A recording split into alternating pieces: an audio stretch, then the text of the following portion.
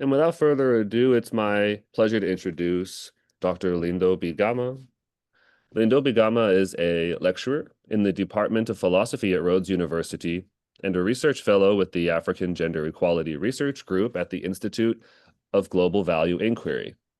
Her research is situated at the nexus of African feminist thought, applied ethics, and non-ideal critical theory, with a particular focus on personhood, violence, and gender justice in African contexts. Gama is currently engaged in several international research collaborations and is committed to advancing decolonial and generative approaches to philosophy that foreground the lived experiences of historically marginalized communities. Dr. Gama, the floor is yours. Thank you very much. Good morning and good afternoon or good evening to all. And thank you very much for the invitation to think together about the question I want to pose today, which also happens to be the title of this talk, which is what of the name Valentine Mudimbe? This is not meant as a memorial tribute on my part, but as a provocation, a call to take seriously the challenge Mudimbe issues to African thought and to my own present research interests.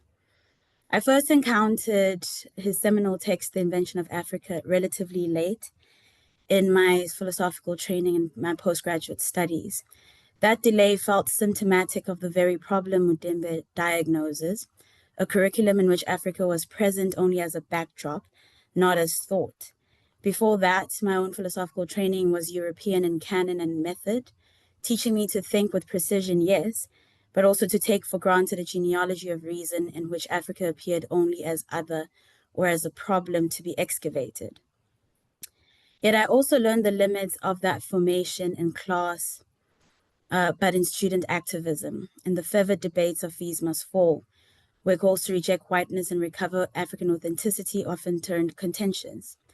I witnessed firsthand how appeals to African difference could empower, but also exclude, how critiques of colonial knowledge sometimes borrowed its very grammar of binaries, flattening difference in the name of solidarity. It was Mudimbe who offered that confusion a name for me, albeit very late in my own studies, showing that even our acts of resistance can be entangled in colonial ways of knowing. He did not just reveal that Africa was a European invention, but that our own claims to authenticity can be compromised by the very epistemes we reject. That lesson feels urgently relevant as I work in African feminism today, a discourse deeply committed to critiquing Western epistemic violence, but sometimes prone to treating African cultural traditions as if they were innocent or unproblematic. In this talk, I want to do three things. First, I will briefly sketch Mudimbe's core critique of authenticity and epistemic entanglement.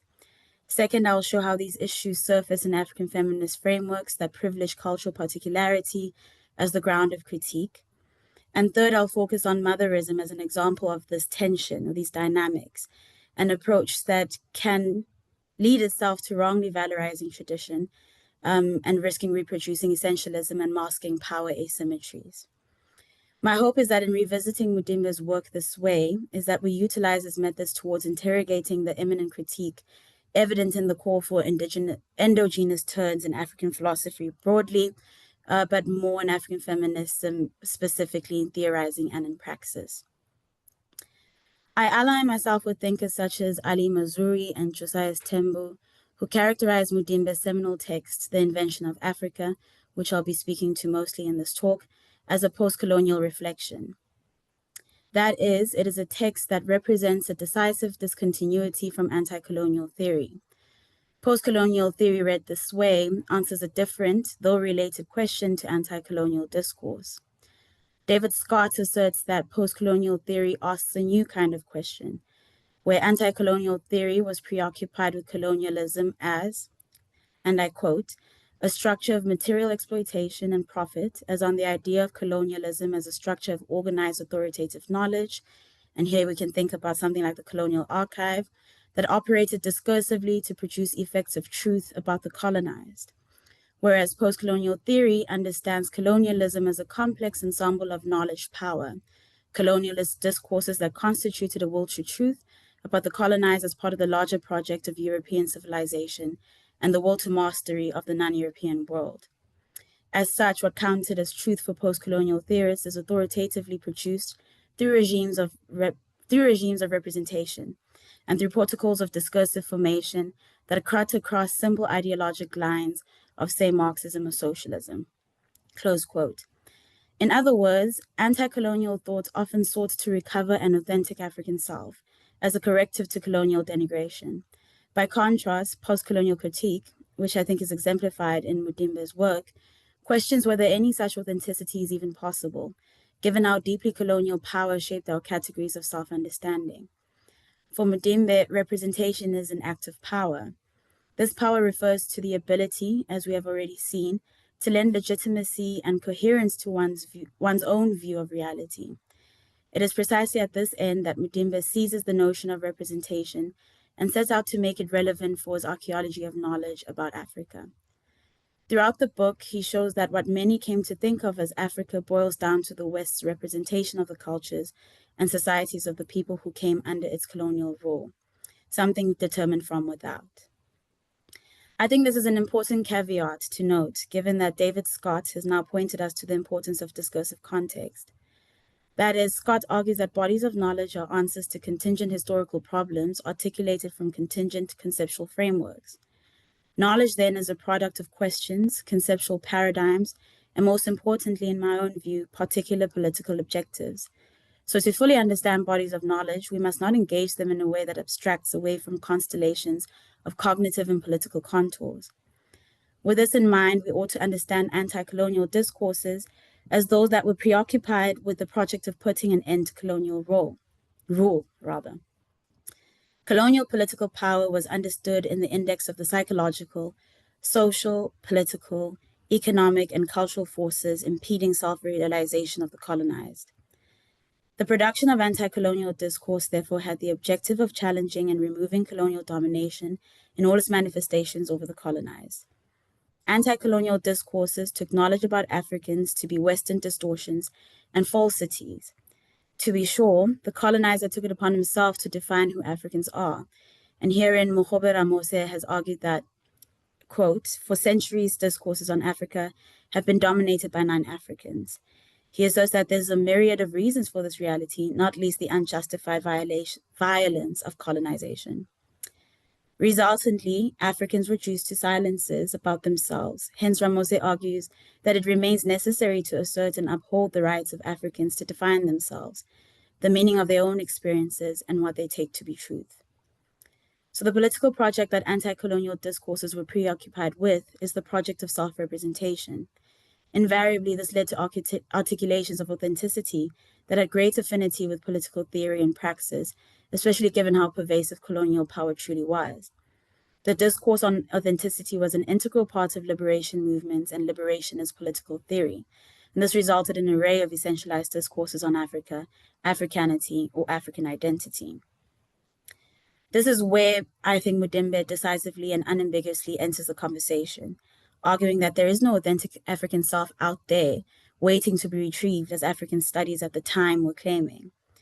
Mudimbe leans heavily on Foucault's notion of the order of knowledge and his archaeological method to make the plausible case that knowledge about Africa does not reveal true and actual experience, but rather it is an act of violence against those who do not have the means to assert their own views of themselves. He does so, I believe, not to ignore the discursive context that gives way to such essentialist views. I think his postulations evince a deep appreciation for the context that generated the questions that anti-colonial thinkers were preoccupied with. Rather, in interrogating representations of Africa that had now made their way to the corridors of higher learning institutions abroad and in Africa, he brings to light what is actually at stake in creating an authentic statement that reflects authentic African sociocultural practices and takes it as a condition of possibility of a local discursive space that removes the Western man's gaze from the table. Mudimbe points out that anti-colonial discourses speak in an appropriated episteme that can only recognize the African as the other. This kind of discourse has constraints, so that even if the affirmation of the African leads one to believe they're challenging Western ethnocentrism, they nevertheless maintain the binary opposition that separates the African as savage and the European as civilized. It keeps the Western man as the model and the African an aberration. From this European episteme sprouts the representation of Africa. To be sure, Mudimbe posits that Africa came to be as Europe was finding its own truth, which necessarily required the invention of the other. Mudimbe explains in detail how missionaries, explorers, anthropologists, and other iterative observers of Africa propagated an exotic idea of Africa.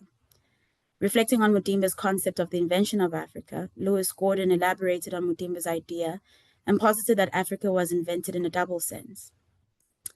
And I quote, "It was invented by the system of knowledge constituted by the process of conquest and colonization, which always erupted with discovery on the one hand, and it was also constituted by the processes of resistance born out of those events, the consequences of which is an effect of both on each other." Take, for example, Senghor's conception of negritude, for which Mudimbe engages with. Mudimbe's categories of Black as warm, rhythmic, musical, and emotional, Senghor's categories rather, of Black as warm, rhythmic, musical, and emotional, come from a well-established source in French literature, extant since the Enlightenment 19th century, by the arch-racist Joseph Arthur Gobineau. As Christopher Miller has shown, Gobineau and other writers stripped Black people of reasoning and depicted them as one who is moved only by blind sensorial desire.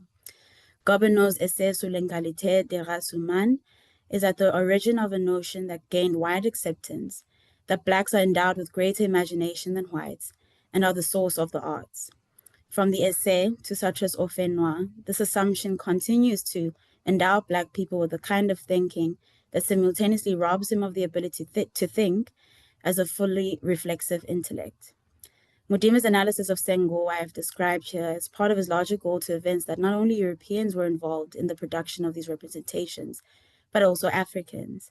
The latter thought, however, that they were producing ideological alternatives, when in fact these alternatives were artifacts of the West representations of Africa. But if Mudimbe's insights about the invention of Africa unsettles any easy search for authenticity in African studies, I want to suggest it also carries important and perhaps should be more explored implications for African feminism.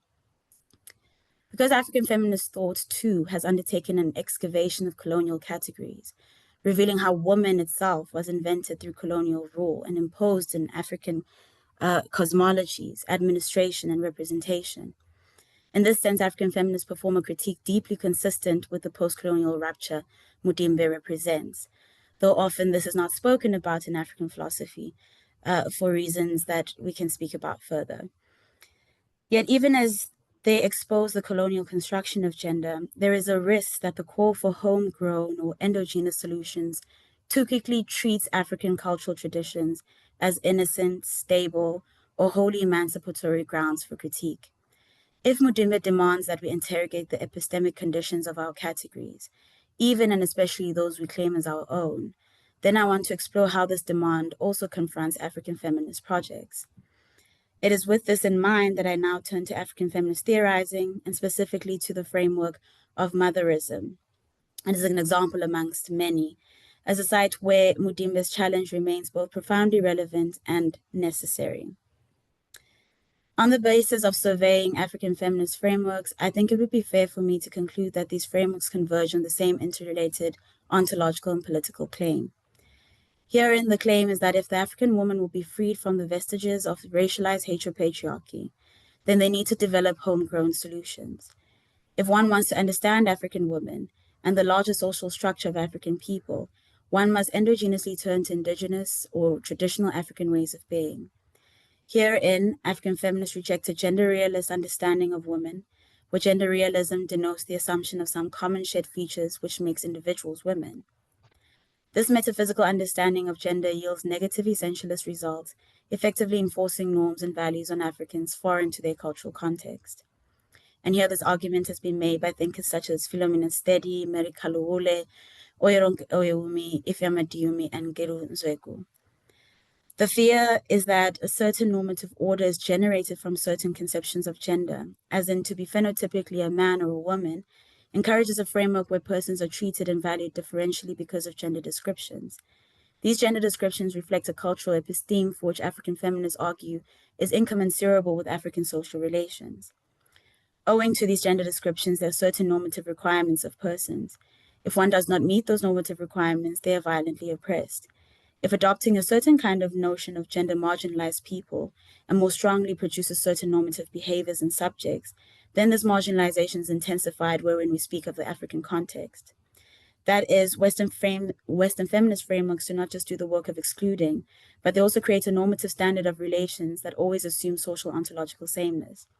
Whereas women have different understandings of relations within sociological and cultural phenomena, such as issues relating to abortion, infanticide, labor, motherhood, polygamy, and sexuality, amongst a whole litany of others. So construed, an exogenous understanding of womanhood would effectively face contextually specific social configurations that would unsettle assumptions about relations between those racialized and gendered. Effectively, African feminisms are asking us to shift the geography of reason towards the enactment of geopolitics of knowledge and the delinking from the web of imperial knowledge, to use the language of Walter Mignolo. I take it that this exercise is a kind of epistemic obedience, where epistemic disobedience is a conscious break with an epistemological locus that is founded in the life world of those for whom it is designed to speak on behalf of. Thus, African feminisms provide us with a different way of reading social worlds based on a different epistemological order. So what we have in African feminisms is a geopolitical body politics of knowledge, which rejects universality in favor of local knowledge.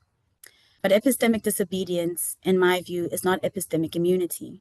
And in many of these frameworks, epistemic disobedience is mistaken for an exemption from reflexivity, an assumption that African cultural systems are insulated from the very violences they critique, wherein they are employed erroneously. Let me now turn to the framework of motherisms as a contemporary site where the problem Mudimbe so forcefully diagnosed becomes visible and where his method remains both relevant and demanding. African feminisms emerged from a justified suspicion of Western categories like gender and sexuality, which were themselves produced by colonial anthropology, missionary discourse, and governance that sought to regulate African social life. And this suspicion motivates the move towards looking internally for epistemic resources, the insistence that critique must be rooted in African traditions and life worlds rather than impose categories that erase local complexities. This move is politically necessary, and to this I wholly agree, because it rejects the universalizing logic of Western feminism that often presumes a shared abstract experience of womanhood. Instead, they insist that these forms of resistance are germane to African traditions, and even if they were not named feminist at the time. The works of African feminist thinkers demonstrate that gender itself is not neutral, a universal category, but one which is invented through colonial projects of representation and rule. Oyewumi, for example, argues in The Invention of Woman that gender was not a structural feature of pre-colonial Yoruba society. Instead, it was imposed through colonial administration and language, which forced a European sex-gender binary onto local social life. This is precisely the kind of post-colonial rupture Mudimbe represents, a shift from anti-colonialism's focus on political liberation to a deeper archaeology of how knowledge and categories themselves are shaped by power. So in this sense, African feminists perform critical work that can be lumped with Mudimbe's intervention. Like Mudimbe, they show that categories like African women are not natural givens, but colonial inventions produced through regimes of representation that enable domination.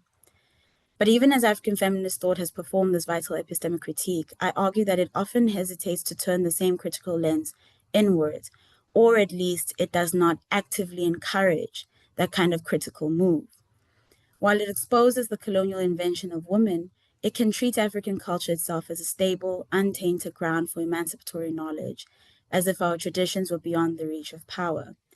This tendency is particularly visible in the frameworks such as motherisms, where they are employed incorrectly. Catherine Achilona's motherism is presented as an explicitly Afrocentric alternative to Western feminism. She defines it as a multidimensional theory which involves the dynamics of ordering, reordering, creating structures, building, and rebuilding in cooperation with Mother Nature at all levels of human endeavor. She argues it must be grounded in the matrix of motherhood, contending that Africa is the genesis of humanity. Achulono valorizes the rural African woman as the prototype of this vision. describing her as the mother of the family, the mother of the nation, the mother of the goddess of African people, because of her intimate knowledge of traditional living and harmony with nature. She insists that motherism is not an exclusive club for women only, but promotes a complementary dual gender system in which men and women work together to heal society, respect African cultures, and conserve the environment. In many ways, this intervention is valuable. It resists Western feminism's suspicion of reproductive roles and the private sphere. It shows that motherhood in African contexts can be a site of social power, moral authority, and community building, not simply subordination as it is viewed in the Western lens. It also reclaims the cultural specificity of African women's experiences, resisting Eurocentric universalism. But motherism, in my own view, also risks essentializing rural African women, presenting them as naturally nurturing, ecologically attuned, and morally pure, precisely because they remain close to tradition and untouched by urban modernity or Western education. Archelona's framing romanticizes rural life while effacing its internal hierarchies and its asymmetries. In my view, this romanticization obscures the structural violence that shapes the lives of rural African women, wherein they experience issues such as forced early marriage, sexual mutilation, marital rape, sterility stigmas, kidnapping, rape, so on and so forth. As Ada Azodo reminds us, these are not colonial legacies alone, but ongoing social practices. To depict rural African women as the unproblematic custodians of tradition, we're silencing these violences and legitimizing patriarchal structures as culturally authentic. Uma Narayan's critique of cultural essentialism is instructive here. She warns that in rejecting Western gender essentialism, some feminisms turn to an equally problematic cultural essentialism, depicting African culture as homogeneous, stable, and beyond critique. Narayan argues that such moves often present culturally dominant norms of femininity, even those that adversely affect women, as central to their cultural identity. Feminist challenges to these norms are then cast as cultural betrayals, foreclosing the possibility of critique. This is exactly the dynamic Mudimbe warned us about, in my view. He showed that anti-colonial discourse often reversed colonial binaries without escaping their epistemic frame. By insisting on recovering an authentic African self, or an authentic African woman, untainted by the West, it risked replicating the same logic of othering and essentialism it sought to overthrow. The search for cultural authenticity risked reinscribing gendered hierarchies as African, treating them as natural, stable, and outside the reach of critical interrogation. And herein lies the paradox. African feminism has performed powerful work showing how the category woman is invented under colonial rule. But I think we're not yet doing enough work to turn that same critique inward, to ask how our own cultural categories, tradition, and frameworks may themselves be inventions implicated in power, hierarchy, and exclusion. This, I would argue, is not only a challenge to African feminist thought, but a potential limit in Mudimbe's own project. While he so effectively exposed how Africa was invented through European epistemes, his work has been critiqued for offering limited guidance on how to inhabit our own traditions critically, without lapsing into cynicism or romanticism, or falling into the urgency of imminent critique, because we simply want something different in the name of rejecting the West. If Mudimbe's insight is to remain vital, it asks us to refuse the comfort of innocence, whether that innocence is European or African in outlook. For African feminism, this means resisting both universalist abstractions as well as the temptation to see tradition as automatically liberatory. It calls for a critique that remains attentive to how power shapes even our most cherished categories on our own home grounds. And I believe a truly emancipatory feminist politics cannot treat culture as an alibi or a sanctuary. It must remain open to the difficult, necessary work of interrogating our own categories, like motherhood, tradition, or Africanness, can both empower but simultaneously oppress. If our goal is not only to name colonial violence, but to transform lived social arrangements, then we must hold our own frameworks to account. Perhaps, as Mudimbe suggests, what we need is not a return to tradition, nor a rejection of it, but a practice of critical inhabitation, one that sees culture not as an essence, but as a terrain of possibility, but a very ambivalent one. This might mean approaching tradition neither as a sanctuary nor as an obstacle, but as a site of negotiation, one that must be continued and interrogated for the way it empowers and excludes, but always responsive to the lived realities of African women. If this insight is to remain vital, it is precisely in refusing the comfort of that epistemic innocence. I argue that African feminist frameworks are often insufficiently critical of the regulative ideals embedded in pre-modern African cultures that both represent and produce certain subjects. In so doing, a subject is created with its own regulative ideals about African women that set limits on one's gender, however fictitious the category gender may be. Culture is too often drawn upon as a neutral discourse, assumed to be an innocent repository of emancipatory knowledge, or that it automatically has something to offer African women. This uncritical endogenous turn promotes an idealistic picture of our context, one that fails to deconstruct the very discourse it uses to unsettle Western gender models. As a result, African culture is painted as inherently good, effectively masking the regulative norms and values that structure the discourse itself. Having been masked, some of the violences that we're experiencing in society today are at least conceptually impossible then. This lends itself to utopian postulations about our cultures that border on a cultural hermeticism. If our goal is not merely to name colonial violence, but to transform the lived social arrangements that harm African women, then we must hold our own frameworks to account, because they could do much more damage than we can hope for. In closing, Mudimbe's work reminds us to be acutely aware of the fact that our aims of representation are always already within a field of regulation and normalization. This is precisely because subject formation is intertwined with power. However, I argue that theorists proceed as though their discourse is not susceptible to this theoretical problematic today, as though the project of critique is done and that we only need not turn to our own cultures because the answers are automatically there. They turn to culture to challenge the gender essentialism of gender realism, and in trying to avoid the pitfalls of gender realism as they presented in Western feminist frameworks, they adopt a notion of woman and of culture that essentializes these very categories, and in so doing, they render oppressive and asymmetrical relations opaque at best and impossible at worst.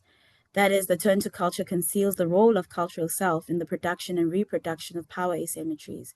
In this way, culture is proffered as this a priori phenomenon, or a natural given, unencumbered by power relations that subordinate the moral status of Black women.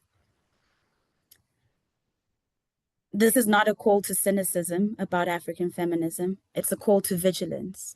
It is not the case that all African feminist discourses do this, but I think there is a danger if we do not critically look at those that fail to do this kind of cautionary thinking that Mudimbe does, because it finds its way into public discourse in ways that are unintended. The tendency within African feminist frameworks to presume the purity of the cultural archive, to posit African traditions as untainted grounds from which to launch critique, risk reproducing the very essentialisms we have long contested. In privileging the endogenous, we sometimes forget that culture too is a technology of power. It regulates, it disciplines, it includes, and it excludes.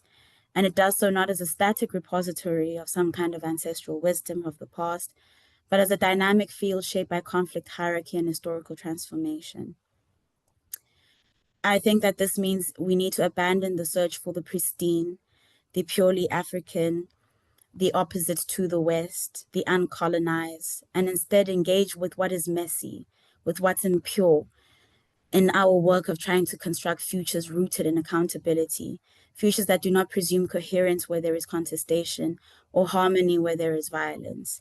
So to inherit Mudimbe's legacy then is not to simply echo his critique, but to risk turning it inward, to ask not just how Africa was invented by others, but how we might still be inventing it ourselves in ways that obscure more than they reveal. Thank you.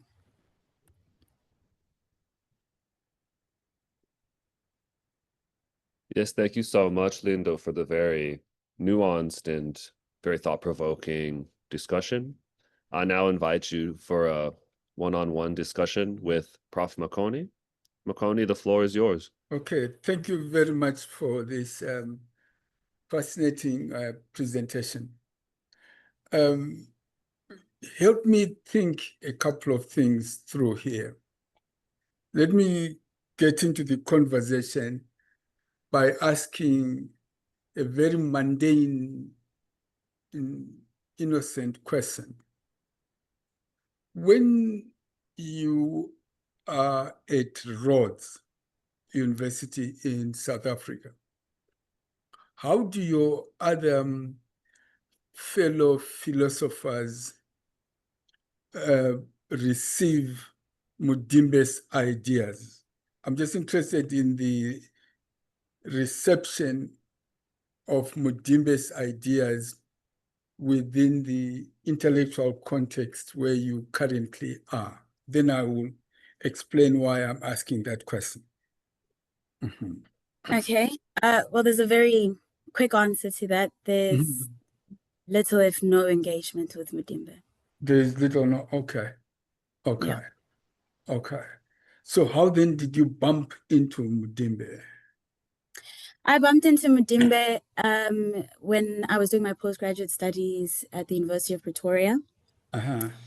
But he comes to me through actually an Afrikaans white man who became interested in African philosophy because, on the one hand, I don't think he was personally malintentioned, but because of his positionality as a white man in South African philosophy, I think he recognized quite quickly before his white counterparts that the future of philosophy, at least in South Africa, has to involve some form of African philosophy. And so he then begins to engage with Mudimbe. But also, I think what becomes appealing to him is because Mudimbe also relies on Western thinkers for which he's quite well versed in. So your Foucault's, this kind of Heideggerian position, and the names of these missionary thinkers that are quite familiar to white scholars within the discourse. So that is how I come to learn of Mudimbe, and he was presented to me in that manner. So in this is unfair. So for this real or fictitious white man that introduced you to Mudimbe, what is the status of Mudimbe's thinking in their intellectual imaginary? How do these white South Africans, 30 years after independence, how do they engage with this new, it's to them to some extent, new body of ideas? I would say if we kind of lumped Mudimbe in a larger discourse of just decoloniality, yes, I would say that's the engagement, because decolonization comes into the scene really as agitations of students from institutions that really aren't considered. So you're thinking here about TUT, which is yes, not one of the big five institutions, type of a thing. And then the rest of us who come from these bigger historical universities, we come in and usurp the conversation. Decolonization makes its way into institutional practices as a tick box exercise now. Everyone now must have an African scholar somewhere in their syllabus. You go onto campus and you see talks of decolonization everywhere, talks of doing things in your own language, but very performative, So these things are in policy, but there's nothing enforcing thinkers at these institutions to actually do these things. But it's something that we talk about. It doesn't move beyond that. And nor are we really given the infrastructure to do this. This isn't true of all institutions. So I'm speaking for the ones that I've been to, which have all been historically white. So that has been my experience therein. And it's just about co-opting the conversation, really. I've sort of picked a part of this that makes me feel comfortable, that says, well, recognize that you're European and you have this history and this baggage from the past. And it's enough to kind of do a confessional about it, but then continue to do things that make things difficult for Black students to succeed or really understand their own worlds. Because part of what Mudimbe and this school of thought of thinkers are asking for us to do is really to do the active work. At the institution I'm at now, none of them speak indigenous African languages, but you are reading thinkers to them wherein they attempt to, that say you should do those things, but they don't do them because they don't have to. So Yeah, I would say it hasn't been anything more than just a nicety. Yeah, I think in many senses they've made decolonization toothless. It's just it's a thing that you say. And I don't know if that really means that the discourse itself might be toothless. It's a conversation in of itself, I'm not sure. But it really hasn't led to any kind of concrete changes. We try to bring these things into our discourses, various different thinkers, and some sympathetic white people in the discourse. I won't say it's a completely dire situation in that sense, but yes, yeah. What is interesting from what you're saying, then I'll move on to another couple of questions, is that they are not trying to implement whatever these discourses are. I would have been surprised if South African institutions had tried to implement that, because going back 3 decades ago, when there was a lot of excitement about, let's say, multilingualism in South Africa, if there's one defining aspect about South African institutions, is their reluctance to implement what they say themselves that they're going to do. They never implement that. The ideas just remain at another level. So that they're not doing anything now is consistent with the intellectual trajectory that they've always been on. But let me leave that. Let me ask you something. I don't want to get involved in the discussions about motherhood and et cetera, and all that, but the other people who can talk about this much better than I can. But I want to focus your mind on another concept we started talking about, but which you didn't touch on in your presentation. That is the idea of personhood. How does what is the feminist critique of personhood?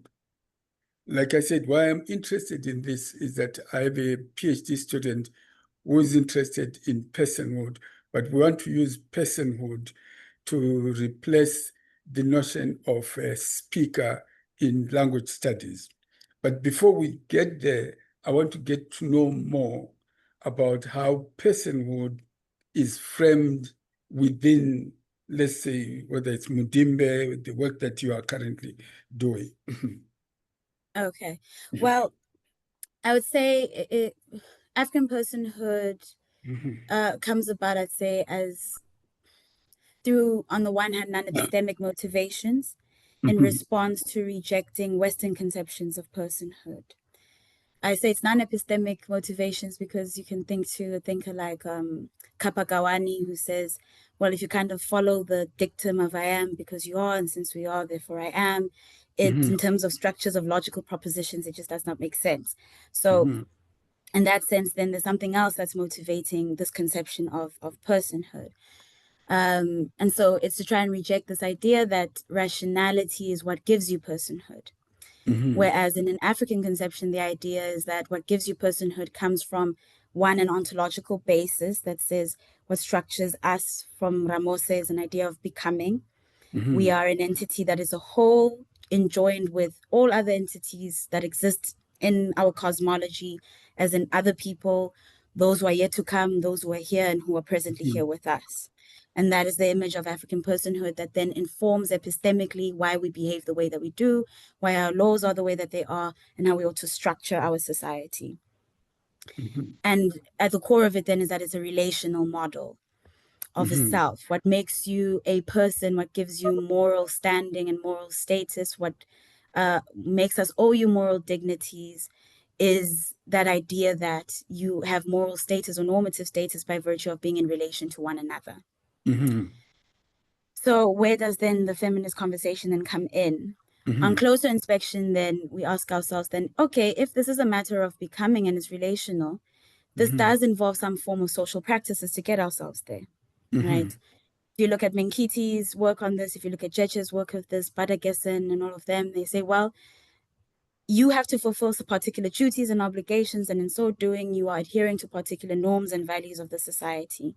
Those norms and values of your society are distilled from particular practices in your process of becoming from one ontological state to the next.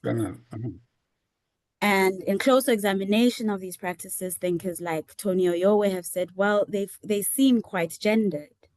That is to say, they are practices that are dedicated for young boys, young men, and they're practices that are dedicated for young women. And primarily, these are all heterosexual practices.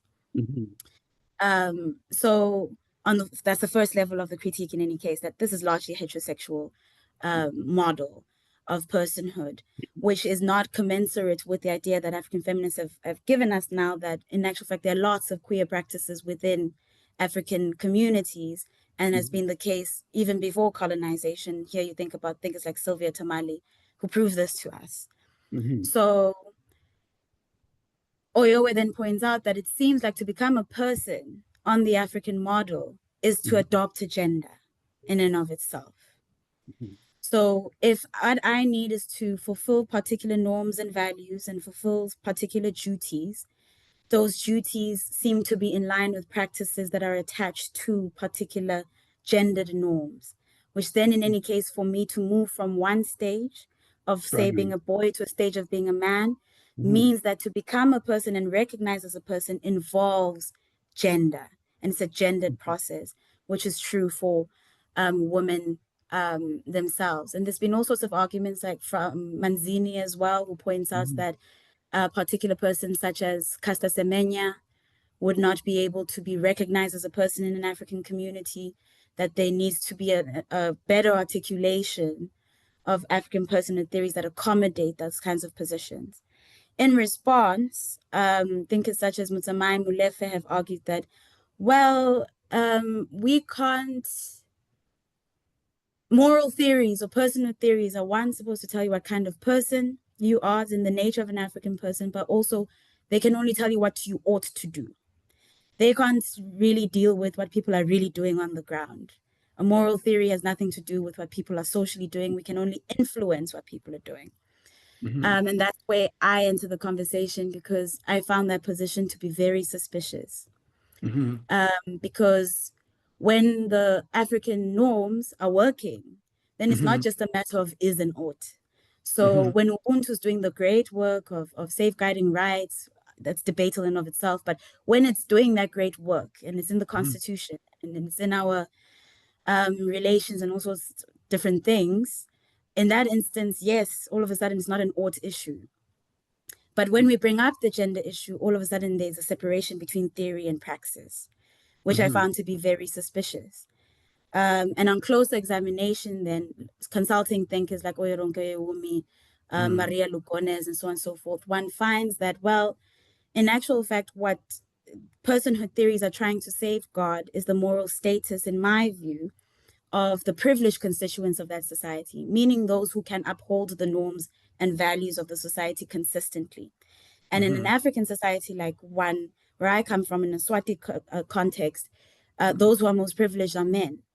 So the personhood theory then would then be designed to safeguard only the moral status of Swati men and not all Swati people. And I find that to be problematic if it's not engaged, at least conceptually, because if you look on the ground, as I said in my talk, there's African cultures, I think, are very complex. You can't outrightly say they are patriarchal and completely oppressive. And you can't say they're outrightly empowering. There are vectors and places in which they become problematic, but there's this kind of approach of neutrality to make it seem as though these dynamics of lived social specificities play no part in how it is that we conceive of personhood. And yet, on close examination from myself and other thinkers, I think one can be convinced that these two things are going hand in hand and they're informing one another. So that's a broad overview of what I think the feminist response is. Okay. Thank you very much. Let me stop here, because I think, and hand over to Ian, because there may be a number of other people here who want to jump in to engage in a conversation with you. Thank you very much for this. Yes, thank you very much. We'll start with a question in the chat from Lara, who says, "Thank you so much for the fascinating talk. I was wondering, Do you see this uncritical approach towards the local culture or concepts as a problem of African feminism, or is it also a broader problem in the post-colonial or decolonial theory? I think it's like when an elephant is put in front of you, you have to start eating somewhere first, you know? So I take my bite and chunk at the elephant from the African feminist standpoint, because my interest is in really how African philosophy can practically intervene in the violence against women that we see in South Africa. So that's why my talk was focused more so on that. But do I think it's a broader problem? Yes, I think it is. I think in South Africa specifically, what I see to be a problem is there's the problem of whiteness in South Africa is so all-encompassing and so pervasive that I think we've gotten to a point where, and we've always been there in any case, I don't think it's by, what I'm saying is by any means a new position. But I think we want so badly to escape from this that we want to then take on difference, even if it means we just take on something that looks something non-Western. And we're not thinking about how these things would look in our context. Are these cultural practices things that are actually helpful for African people in solving our problems? Have we really truly engaged in these practices? And beyond that, I mean, even getting to that point, how will we even be able to pinpoint where our African cultures are? We're still so deeply steeped in European epistemes that I myself, I'm so far removed from my own culture through this education that it's so difficult to go back and understand. Now my own culture looks foreign to me. And my own understanding, it's difficult now because you're not steeped in this. So I think it's a problem that is a larger issue of decolonial theory that can often be too quickly moved towards culture and what a colleague of mine calls an imminent critique. Because we think that culture is going to help us. But at the same time, I worry about the culture move not being critical enough, that it's not challenging enough. And I think we were doing the great work through, like I said, the African feminists that I've stated, the decolonial theorists of a certain time. But now this turn into trying to generate our own work has gotten into this kind of this is what I do in my village, and it's enough now. That's the theory. In my village, we sit in circles and we speak this way, and that's an idea of what dialogue is, and we simply just leave it there.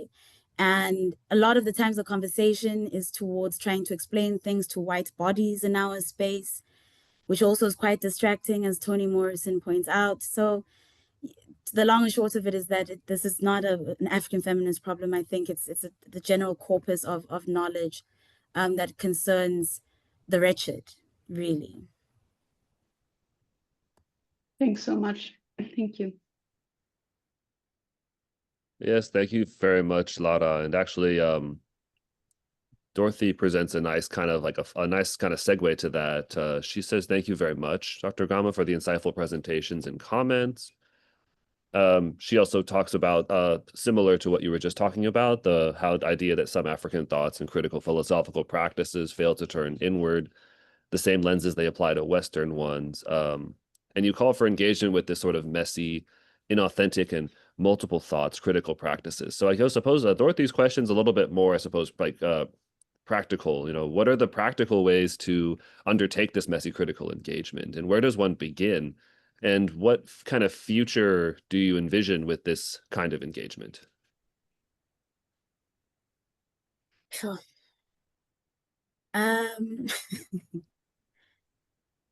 So I'm in two minds about this. On the one hand, I think we can too quickly run to wanting to find solutions and be too pragmatic about things when we haven't really figured out if we're on stable ground yet.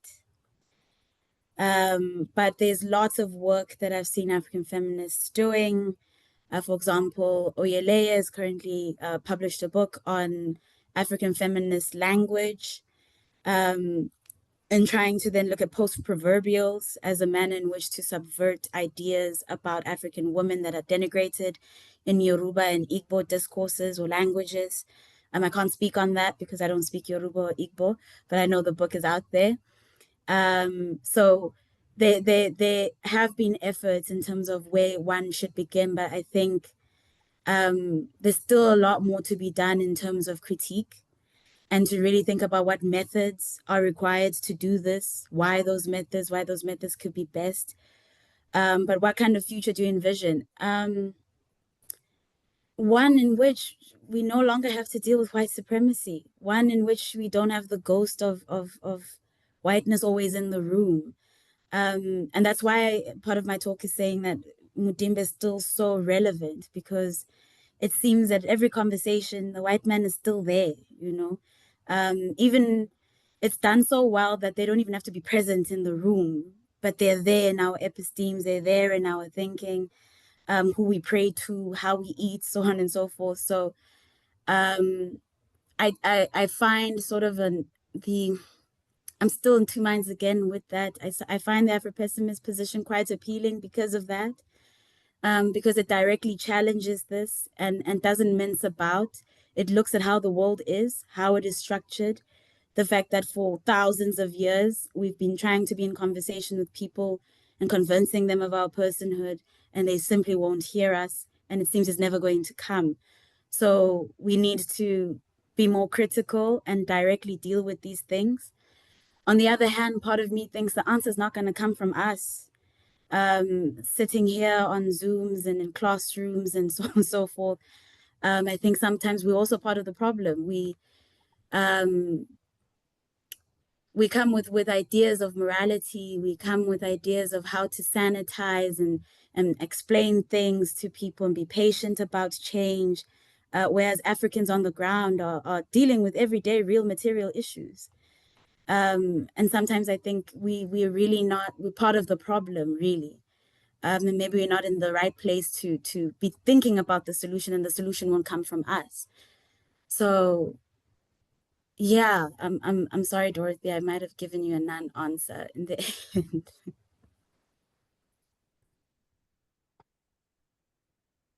Oh, I think that actually produces a nice segue to Vishnia's comment. Vishnia talks about how she really likes your use of the phrase, now my own culture looks foreign to me.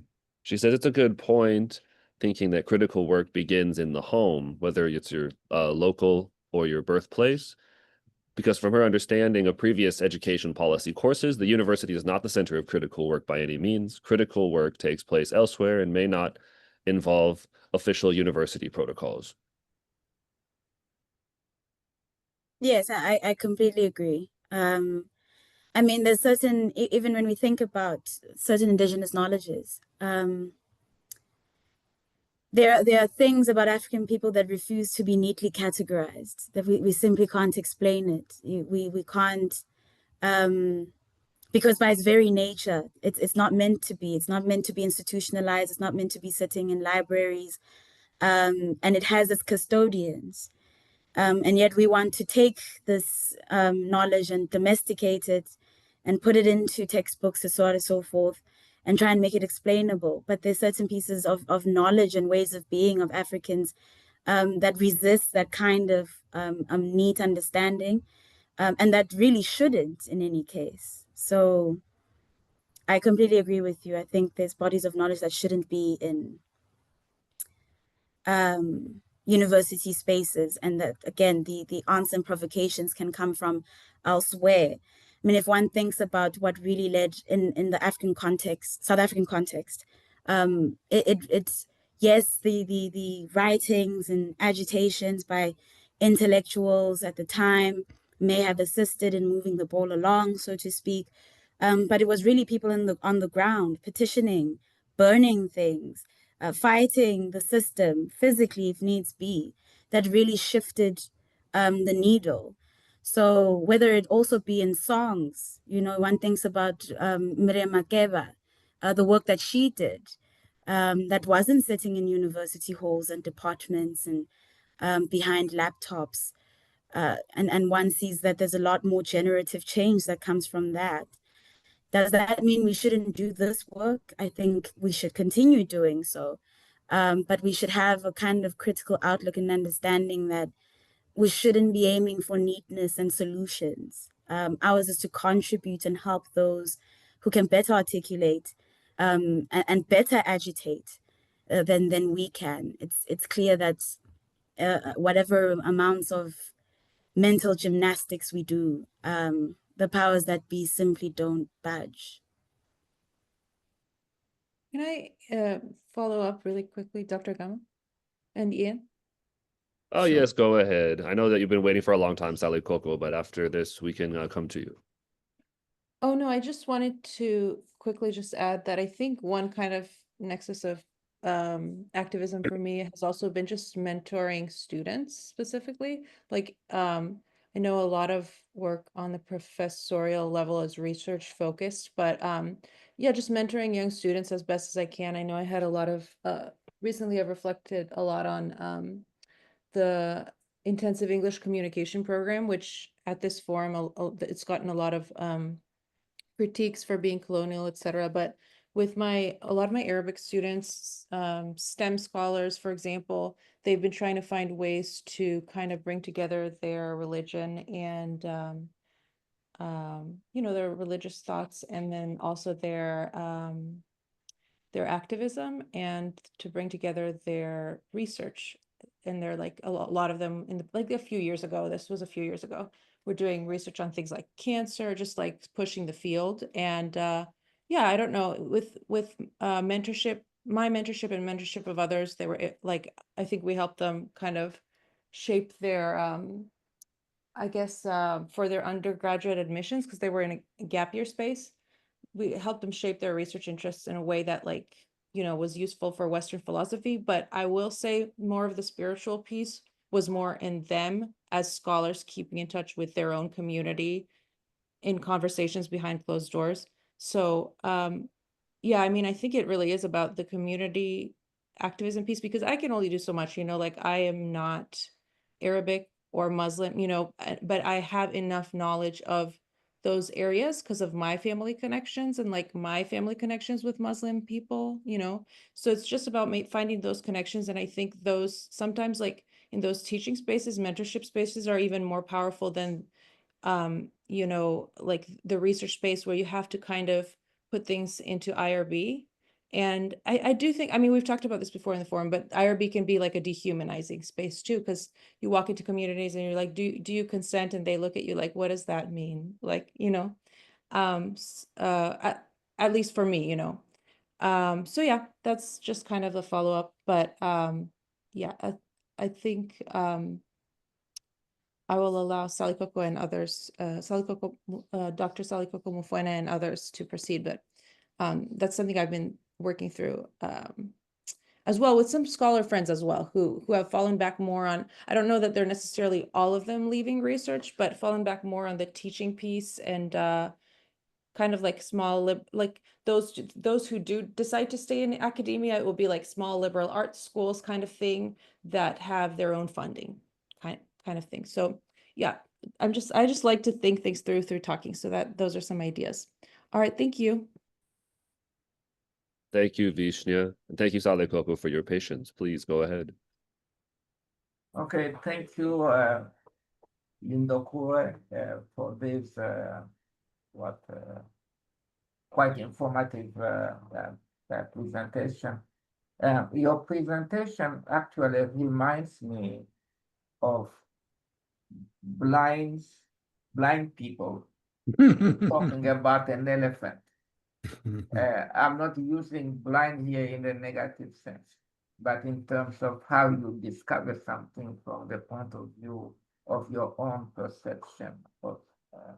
And so each of the blind people either focus on the legs or on the tusks or on the trunk or whatever they were capable of touching.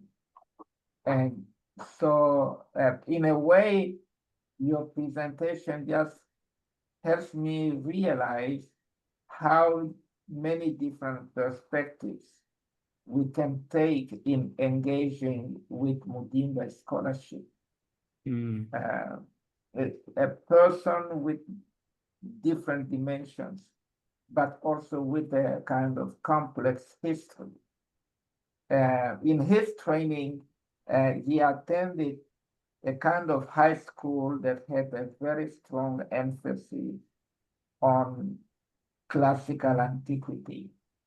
And you can tell through his writings how often he refers to the Greeks and to the Romans, the Greek philosophers and the Roman philosophers, but also to the way that the Greeks constructed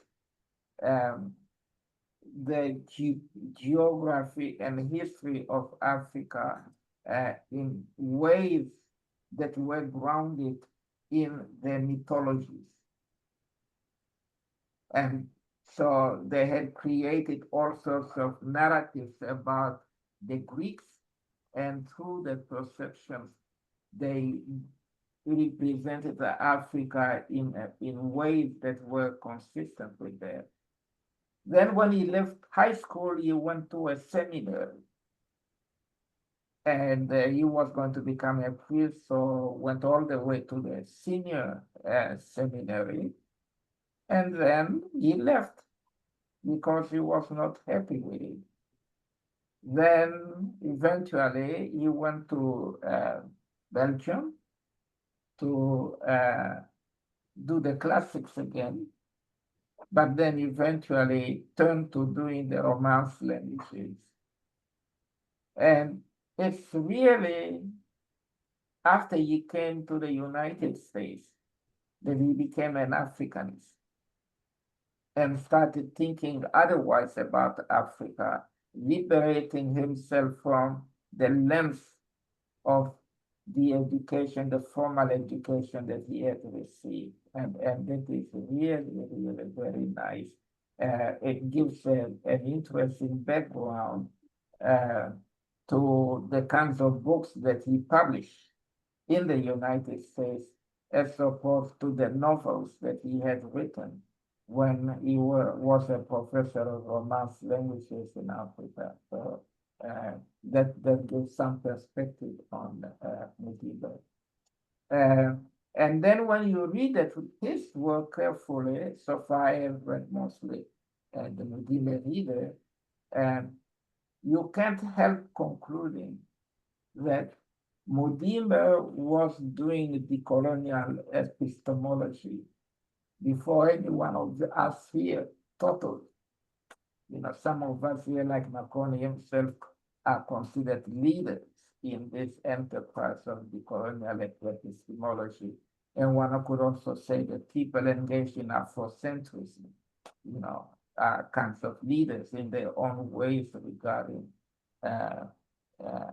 African, decolonial epistemology, so presenting an alternative work.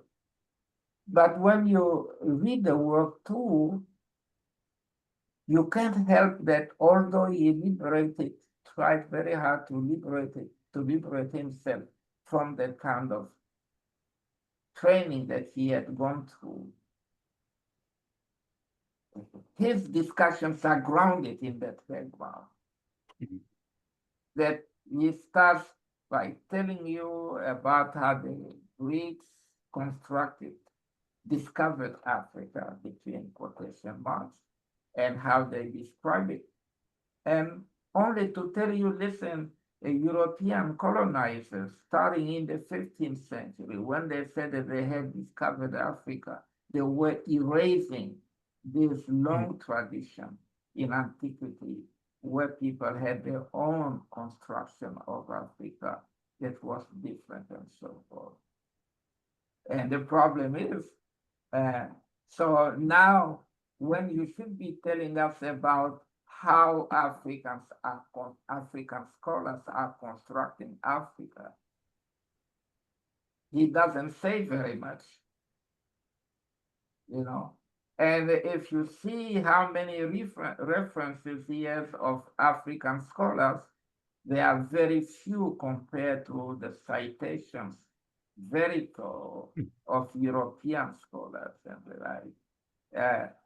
I think he was in the process of discovering himself as an African, of living the pressure to be the spokesman of Africa.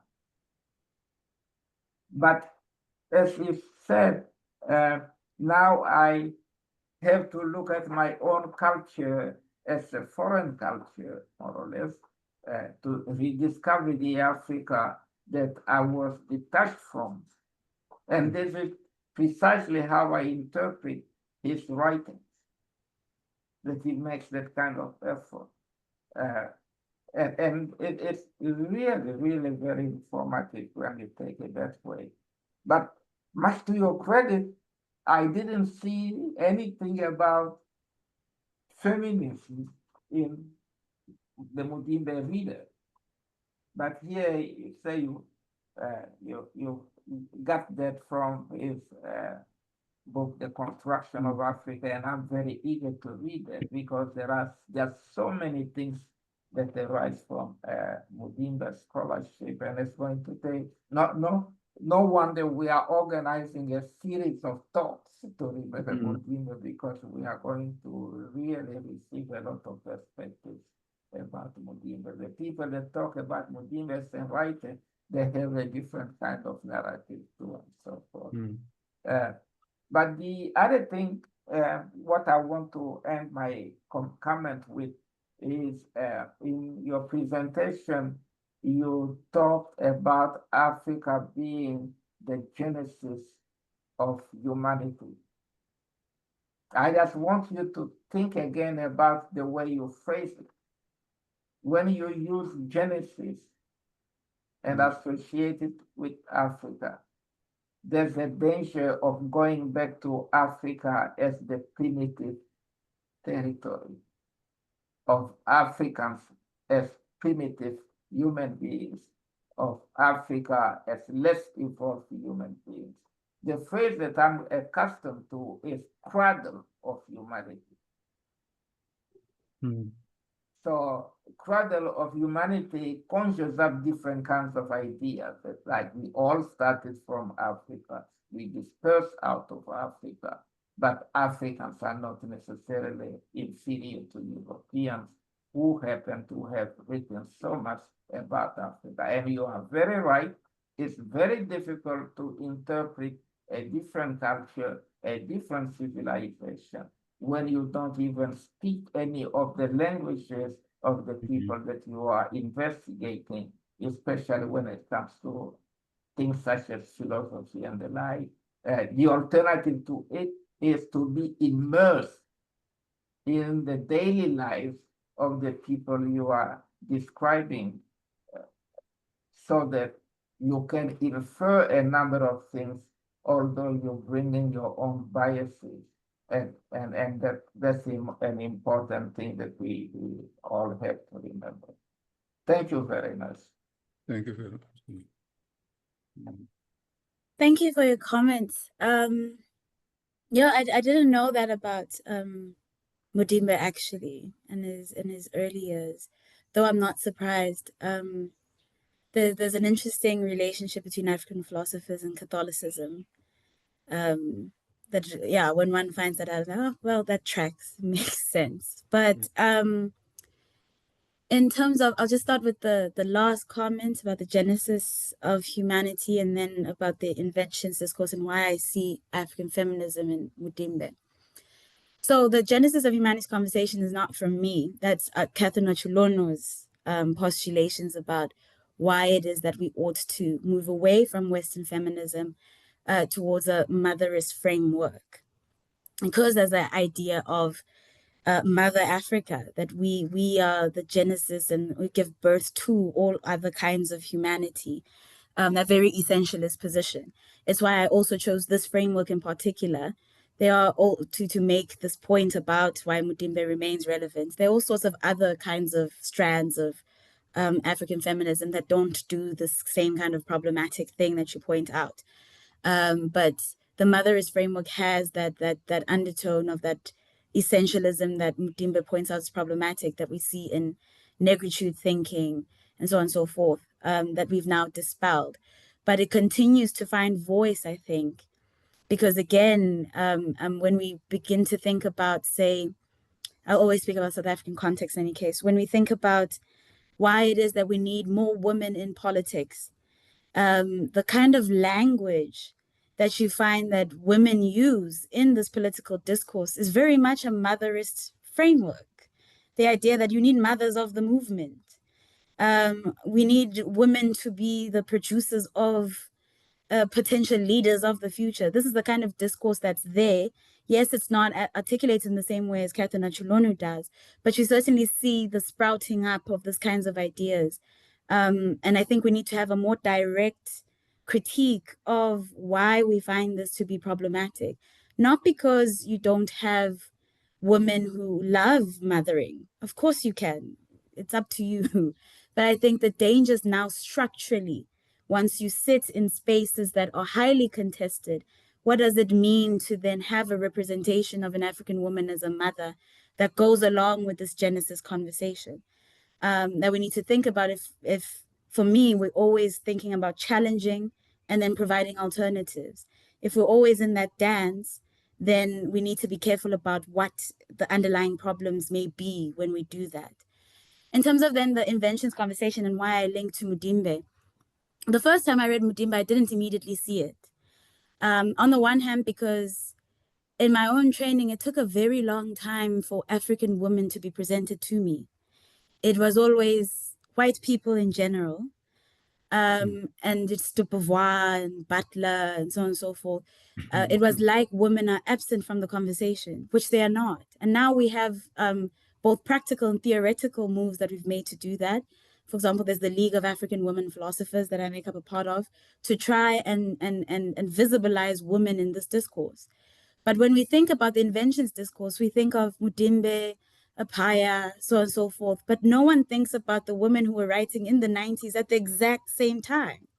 So in the same way that you speak of the fact that Mudimbe was doing decolonial work before we even had a language of what it really meant, African women have been doing this.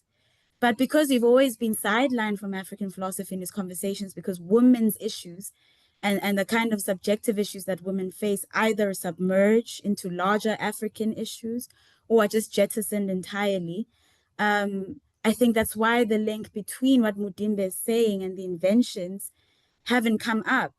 And yet it's extremely obvious. I mean, Oyewumi saying that woman is a creation should be hand in hand with Mudimbe, Wireju, so on and so forth. These are the corpus of scholars we should be drawing on. And yet these conversations don't come up with these women in mind. Girunzwegu makes similar moves. So I think until also African philosophy confronts its own male-dominated nature and how our knowledge produces problematic stances like that, or does not invite us to look towards, in a tentacleized way, as you say, towards different ways that we are doing this, and in ways that perhaps other scholars are more successfully doing this work of decolonizing, then I think we're always going to remain in the same cul-de-sac of the same kind of a problem. Yes, Mudimbe has the shortcoming, I think, of his training, which many African philosophers, I think, we can all admit we do have a little bit of that shortcoming. But I think what's great about African feminists is that they took the call to use your own languages, to empirically engage with what's happening on the ground much faster than their male counterparts did. Is that because philosophy chased them out in its nature and they ended up going to sociology or anthropology? I think we can have a discussion about that. But they've been making these moves for a very long time, much before. I mean, one thinks about Mary Pauline Ebo, who was doing this already in the 50s, 60s, much before Mudimbe did it himself. So why it is that these texts are not seen as critiques of inventions of Africa as well, I think speaks to the androcentric nature of African philosophy.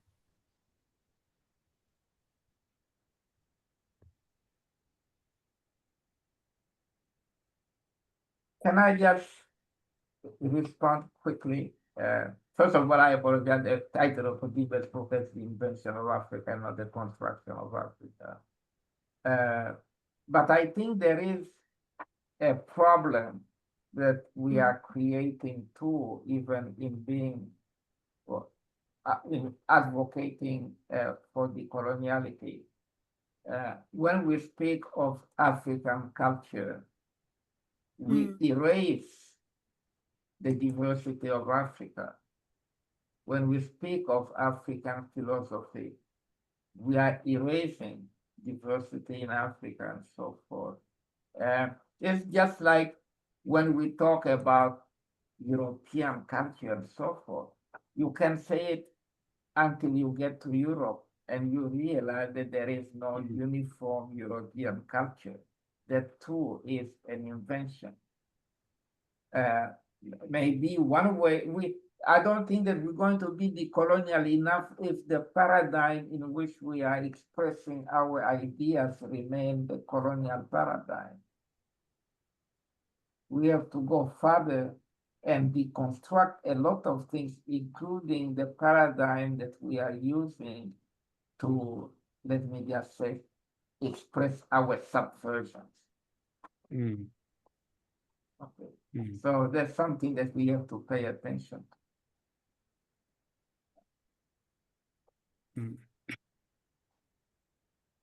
Absolutely. Makoni, you unmuted yourself. You have something to add, or are you just hanging out? No, I'm just hanging out. What do I think about this? This is what I think about this. That it's important to, like we're doing now, to philosophically interrogate how, I can only talk for myself. I'm always interested in trying to understand, why do certain things interest me, right?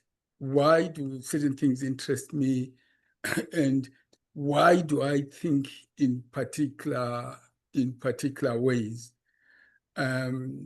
Why do certain arguments convince me, and why does it take me a long time to arrive at a particular conclusion, for example?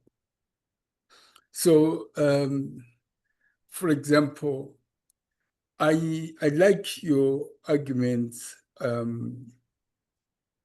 about Mudimbe, the issues about invention, etc., etc. The issue that I think you had begun to talk about was, where does language fit in those aspects that you were talking about? You said, oh, okay, you encounter your own culture to some extent, comes across as more or less as foreign to you. Right. I thought that was a good way of putting it. I would say, to me, it's not so much my culture that comes across as foreign, but is the language that is assigned to me that comes across as foreign. In other words, you are right that you can't take for granted the indigeneity of your own language. For me, it's the other way around. The language that is assigned to me as my first language is the one that is foreign. Then there is this series of intellectual implications that arise from there. It means that I can't intellectually arrive at an invention or disinvention of Africa through my indigenous language, because it is foreign. Right. So from that perspective, it's not so much the language per se that is the problem. It's how I think about that particular language that is the problem. You see, that is where this thing becomes interesting, that it's how I think about the problem that is the problem for me. So that's why this thing becomes interesting. That's why it becomes very interesting. And then the other issue that is interesting, like you're talking about, let's say, shifting the geography of reason and things like that. It's a question of what are the intellectual apparatus I set in motion to try and carry out how I go about my own thinking. Because until I get to understand how I arrive at conclusions, it doesn't matter what evidence to the contrary you give me, I won't be able to make any progress. Right. So the first object of analysis is Marconi. How does Marconi think in this way? Why does he think in this way? Then when that is a bit clearer to me, I'm be able to make some progress. I can see counter evidence. I can see evidence that confirms particular ways of thinking. Why, for example, do issues about personhood, why do they get interesting to me in applied linguistics as we seek to establish and develop alternative ways of thinking? Right. Mm-hmm. It gets back to what Sally once said, that unless you rethink the frameworks that you use to analyze even phenomenon that you think is natural, like language, you won't make much progress. Right. Yeah, anyway, that's... I want to ask you a question, Marconi, about the sense of foreignness that you feel in your own language, because foreignness can be both alienating, but it can also be the beginning of questioning. Okay. So yeah, can you elaborate a little bit on that? Because I'm genuinely interested. Good. Yes.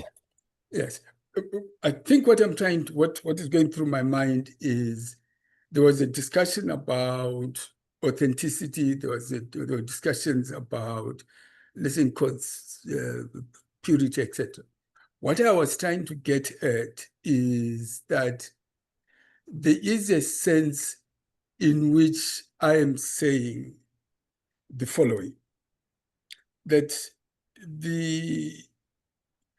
I am in search of a language of my own, while at the same time, there's a language that has been ascribed to me.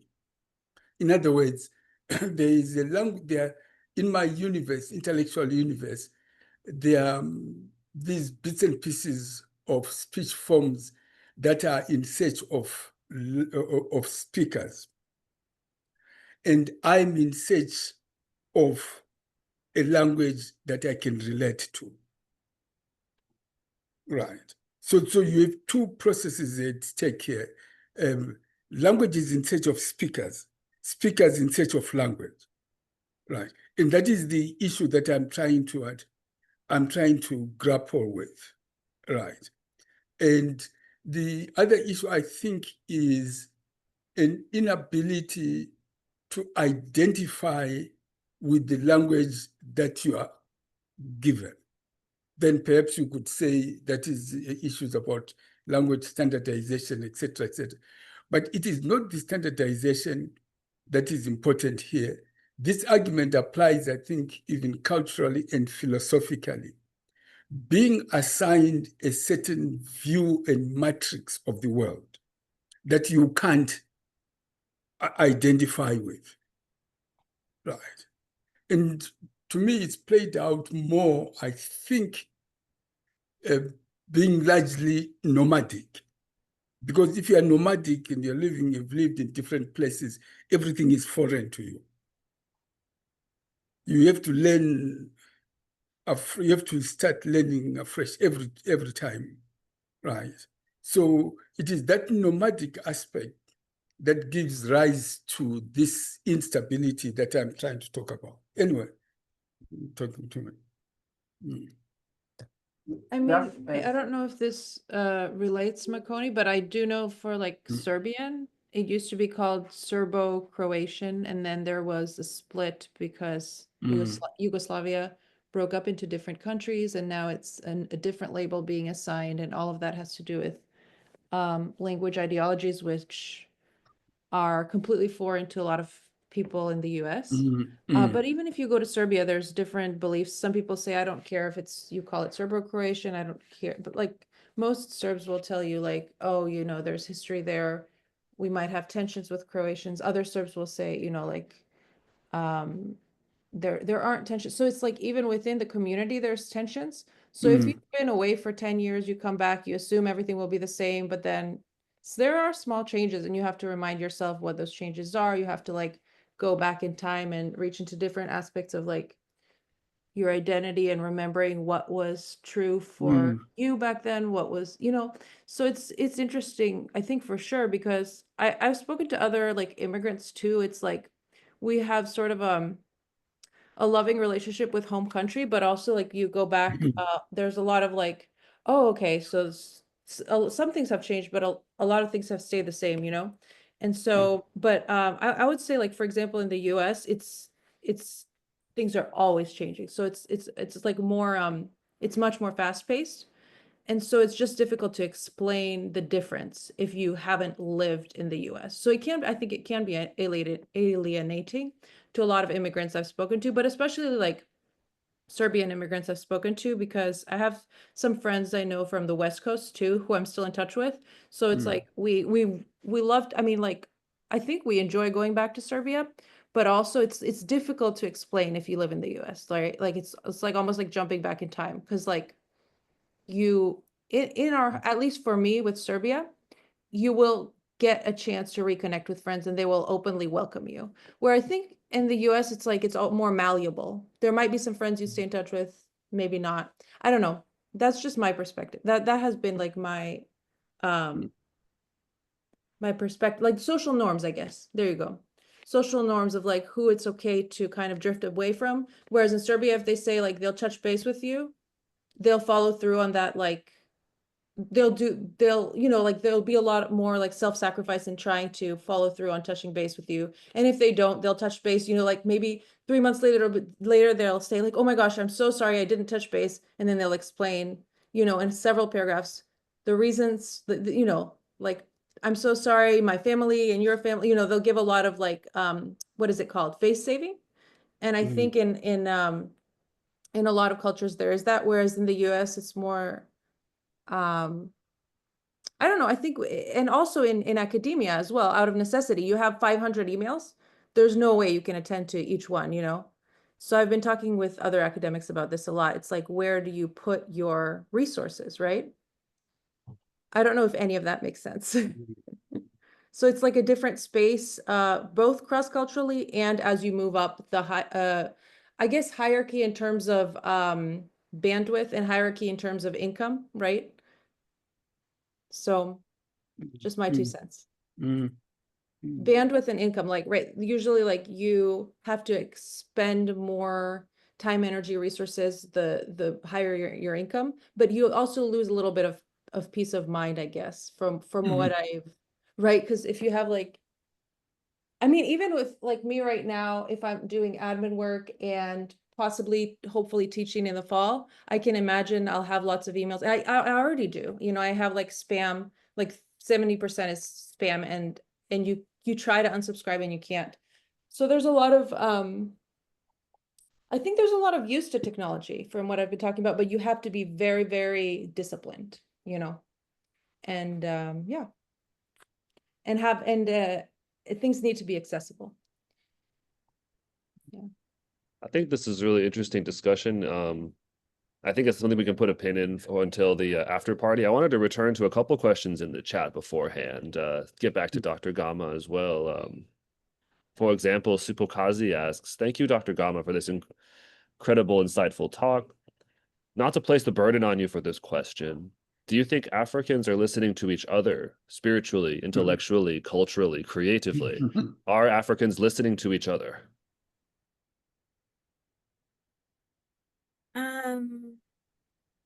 About what? Because I think that's on what exactly. I think there are things which we're able to band together about, and there are things that we are actively made to think that we can't come together about because of, for one, the capitalism leads you to believe, for example, that there are race and class stand in opposition to one another, and that we can't have conversations about these things in an intersected way, that if we're to talk about this, I need to pick, one side of the coin. At the same time, there's a sense that we have become so individualized in our experiences and our problems that it seems like we're no longer being sympathetic to one another. I'll give you an example of something that I'm grappling with now.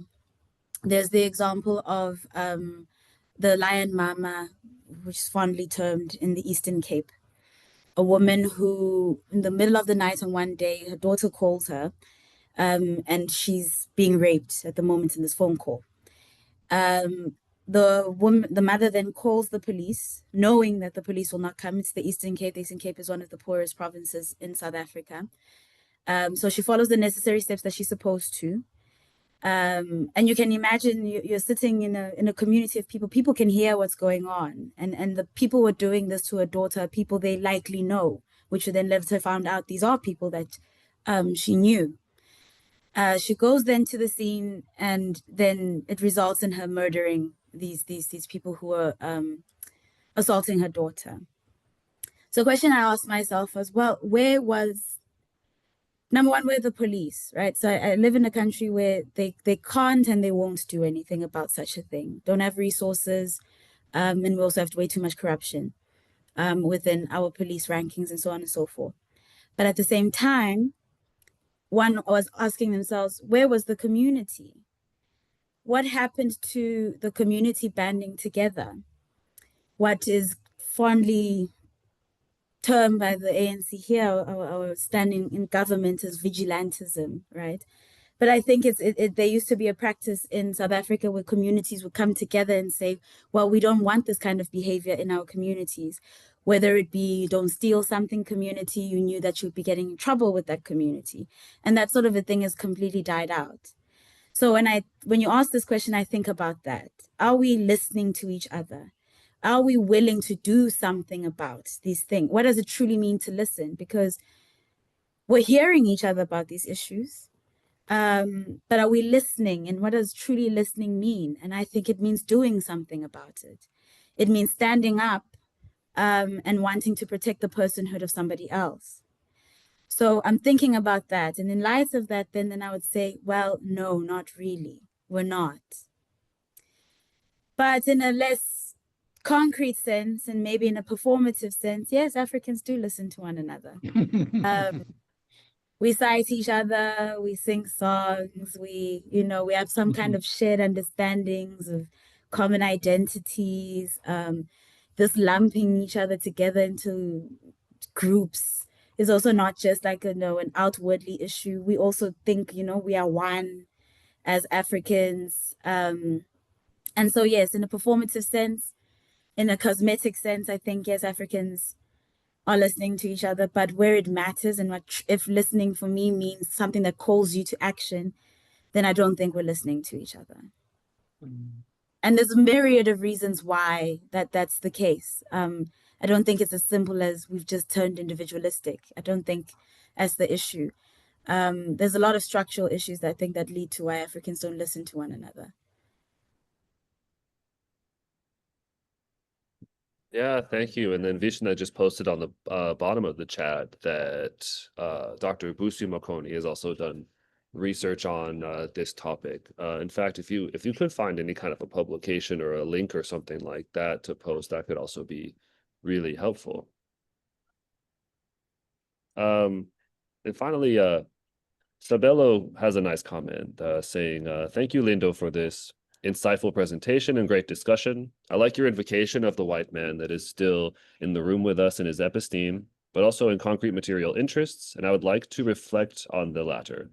I feel like this turn into uncritical embrace of the untouched world in some random village is to some extent still be pushed by the same institutions of publishing and rewarded in research chairs and hiring practices over, and sometimes to cloud spaces or voices that ask critical questions about the inequalities you're talking about. For example, she talk about Ubuntu discourse in South Africa. Yeah, thanks, Sabelo, for that reflection. I think that's precisely what happens here as well. You are rewarded for being uncritical. Do what looks like African things, all the voodooists. Here you can think of like Mtonji's critique. These kind of voodooist mythological things about Africans and so on and so forth. That really do very little to challenge the structure, and it makes them feel as though they are in a cultural conversation with you, whereas it's just an excavation process. And all I would need to do is you give me a bunch of funds, I find a bunch of other Black students who must tell stories of their village, who then also tell, it's just a performance of things. And I think it then clouds what's really the problem, these structural inequalities that we have in South Africa, that shifts us away from material issues. And now we're kind of back at talking about identity again. These conversations that we put to bed in African philosophy are rearing their head again. We're talking about, what does it really mean to be African? What does it really mean to be Zulu, an authentic Zulu, so on and so forth? Like, how are we back here again? We've dealt with this issue. We've shown why this is not a generative conversation, nor are these questions that are coming from Africans themselves. But these are questions that are being asked from outside and asking for us to prove to them all of these sorts of things. So again, we're back at square one. And I think it's a strategy that's used in academia to make you think you're doing something. And you can think you're doing something useful and that you feel seen, and that you feel represented.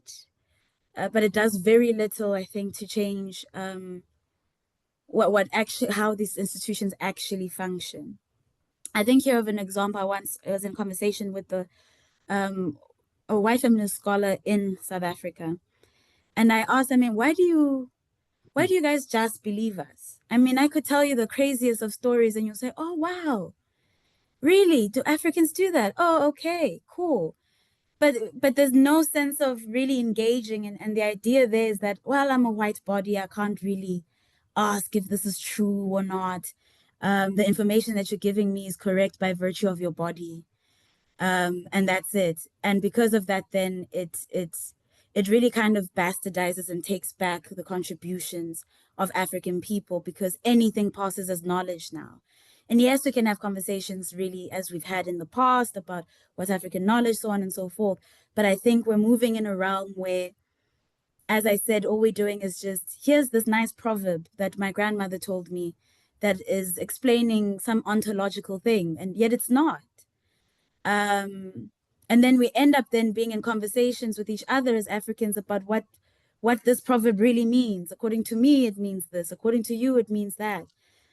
So there's really an uncritical engagement with us, which I think is saying that you don't take us seriously.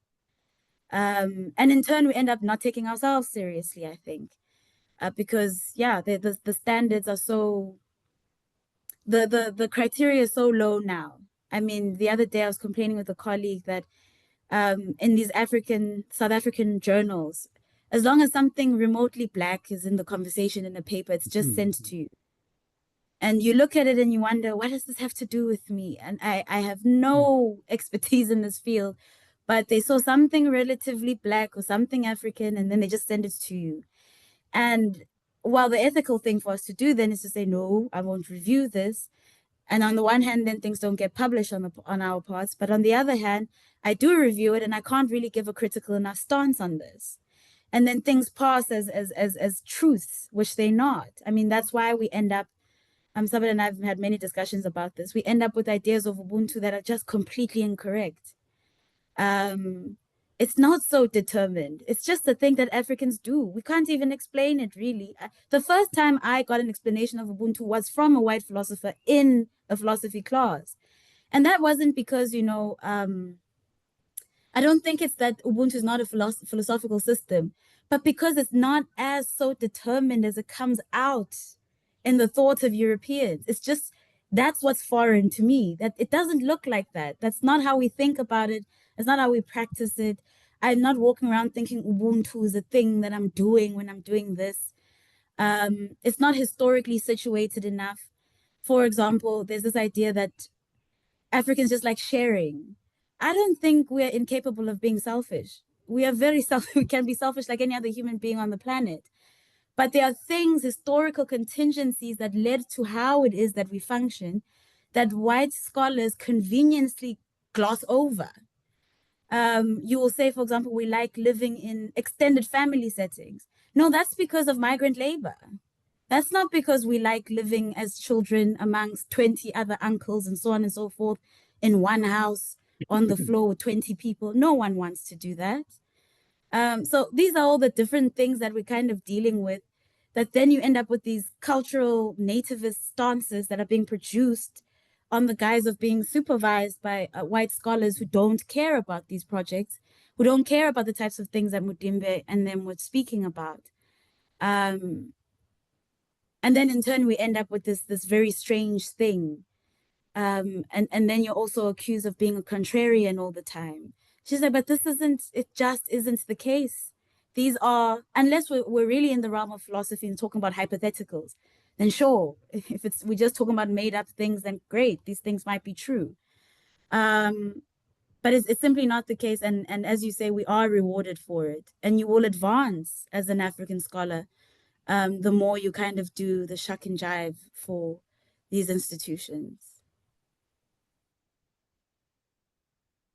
Yeah, thank you very much. And Michael just sent up a flurry of thumbs up, and he's also looks like he's been doing some searches as inspired by Dr. Gama's talk, particularly but through Mudimbe's thought, as well as Dr. Gama's comment on Medium Makeba.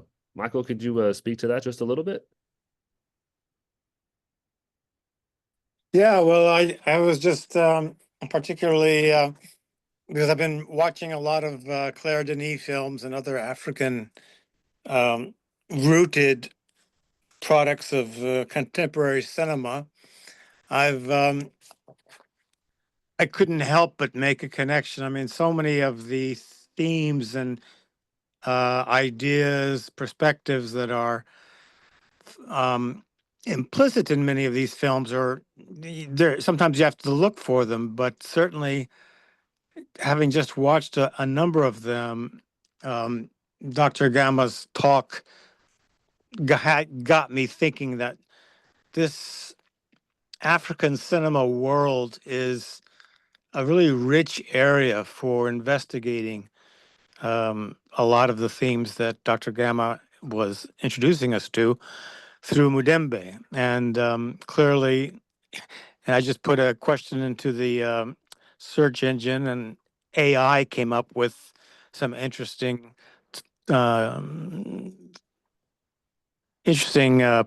about Mudimbe's relation to contemporary African cinema. So I just thought that would be an interesting field for investigation for further work. Good. Absolutely. Thank you so much. I appreciate everybody's contributions. We've been chatting for over an hour now in our question and answer. It's been very, very engaging. I think that's a beautiful sign. We would like to transition into our after party, but first, Makoni, do you have any final words? No, except to thank everybody for finding time to chat on a Saturday For some, it's in the morning, others it's in the afternoon, others it's in the evening. Right. Thank you very much, Lindo, for this fascinating conversation. Right. Now we are into the, or do you want to announce what is the next session we will have? Yes.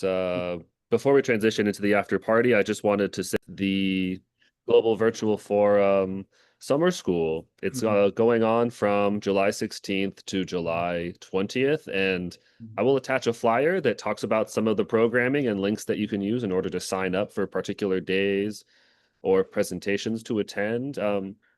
Makoni, do you have any other words about the summer school? Yes.